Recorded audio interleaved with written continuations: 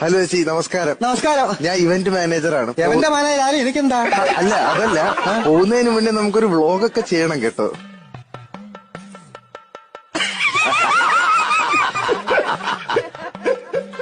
ഞാനേ ഇതൊരു കല്യാണമുണ്ടോ, ഞാൻ മറുപടി ഞാൻ തരുന്നില്ല. ഞാന് കേട്ടോ, നീ സംസാരിക്കാതെ നീ.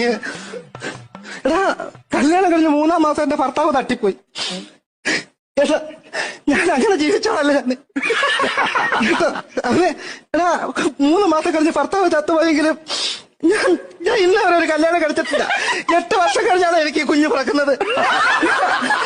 അങ്ങനെ ജീവിക്കാനാണെങ്കിൽ മിണ്ട ഇത് കഴിയട്ടെ കേട്ടോ. പിന്നെ നിന്റെ പരിപാടിയൊക്കെ കാണുന്നോണ്ട് ഞാൻ നിന്നെ ഒന്നും, നിങ്ങൾക്കറിയാവോ, നിങ്ങൾക്ക് ചിലപ്പോൾ മനസ്സിലാക്കി കാണത്തില്ല സാറേ.